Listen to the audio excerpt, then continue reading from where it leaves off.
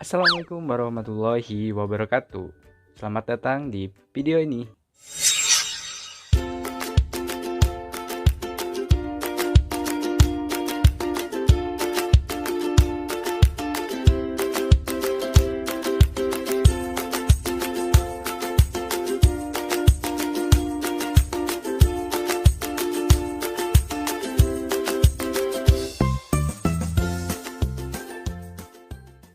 Pada kesempatan kali ini, izinkan saya untuk mengucapkan terima kasih kepada semua pihak yang terlibat dalam pembuatan video ini.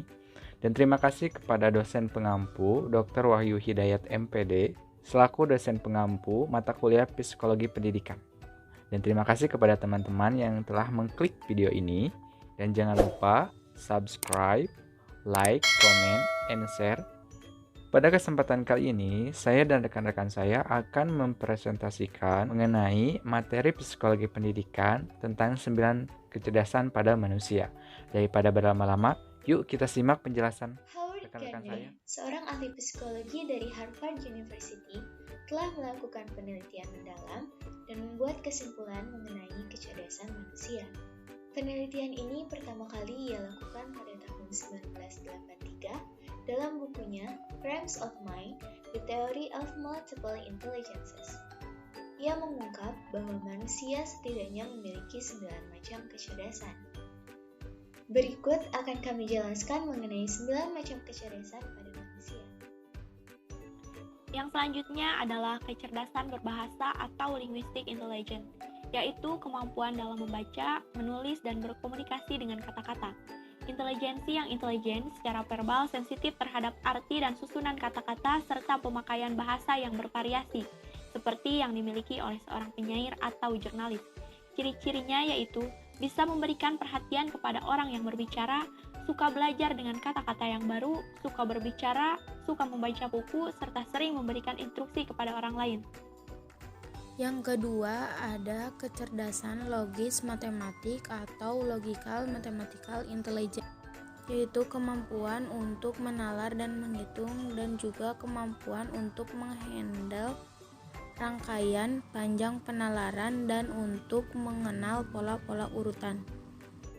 Adapun ciri-ciri orang yang mempunyai kecerdasan logis matematik diantaranya yang pertama, dia menyukai pelajaran matematik.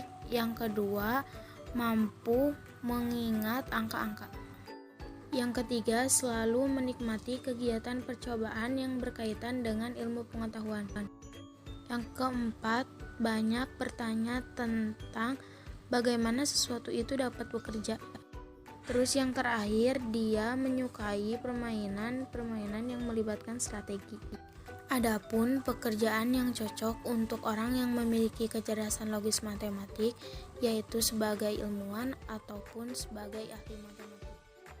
Kecerdasan bayang ruang, spatial intelligence, kemampuan mempersepsi lingkungan secara visual, kemampuan untuk melukiskan kembali, mentransformasi atau memodifikasi aspek-aspek dunia berdasarkan atas persepsinya, serta kemampuan melakukan orientasi fisik dalam ruang.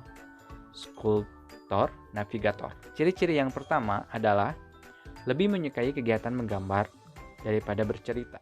Orang yang memiliki kecerdasan ini cenderung mampu untuk menggambar bentuk suatu objek, kemudian mudah mengenali tempat yang baru. Artinya orang yang memiliki kecerdasan ini cenderung mudah beradaptasi dengan tempat yang baru, lingkungan baru, atau teman yang baru. Lebih mudah membaca gambar daripada huruf atau teks. Artinya, orang yang memiliki kecerdasan ini cenderung lebih tertarik kepada cerita yang mengandung gambar-gambar yang menarik. Contohnya seperti komik. Menyukai permainan yang berupa bangunan bentuk 3 dimensi. Selanjutnya adalah kecerdasan olah tubuh atau bodily kinesthetic intelligence. Orang yang memiliki kecerdasan olah tubuh akan memiliki kemampuan menggunakan tubuh dan menghandle objek, yaitu kemampuan koordinasi dalam gerakan fisik seperti aktivitas menari, senam, dan beberapa aktivitas atletik lainnya. Mereka yang cenderung memiliki kecerdasan olah tubuh cocok untuk menjadi penari ataupun atlet.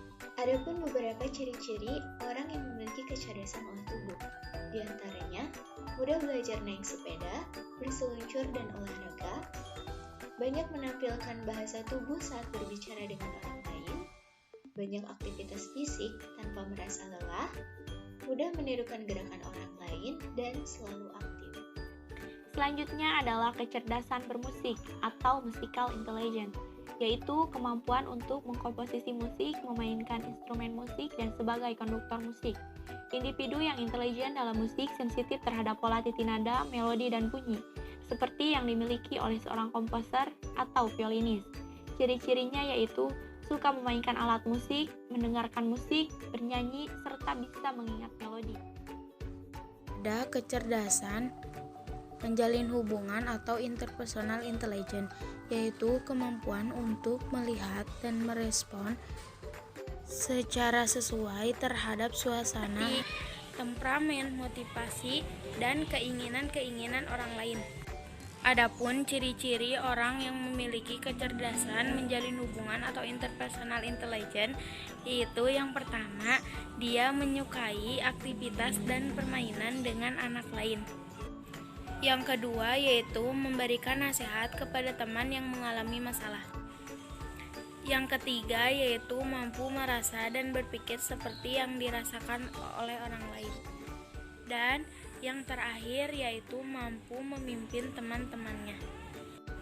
Profesi yang cocok untuk orang yang memiliki kecerdasan menjalin hubungan atau interpersonal intelligence, yaitu yang pertama sebagai terapis, yang kedua kecerdasan memahami diri atau intrapersonal intelligence, kemampuan mengakses perasaan diri sendiri dan kemampuan untuk membedakan di antara perasaan tersebut, serta membangkitkan untuk mengarahkan perilaku, pengetahuan tentang kekuatan, kelemahan, keinginan, dan intelijensi yang dimilikinya, ahli teori atau filsuf.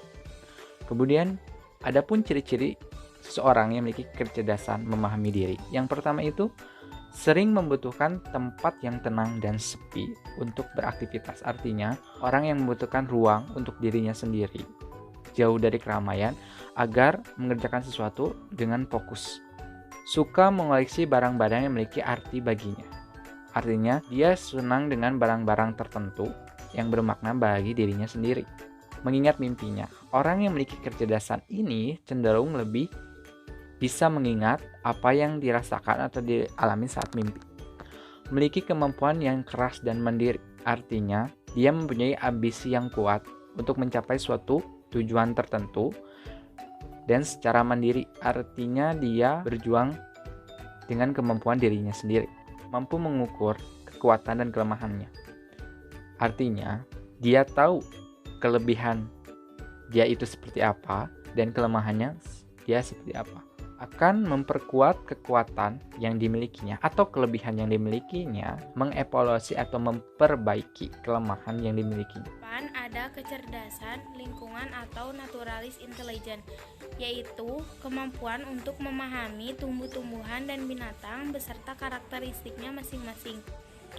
Mampu mengkategorisasikannya, mampu memahami dan menikmati alam, serta dapat menggunakan kemampuan tersebut secara produktif.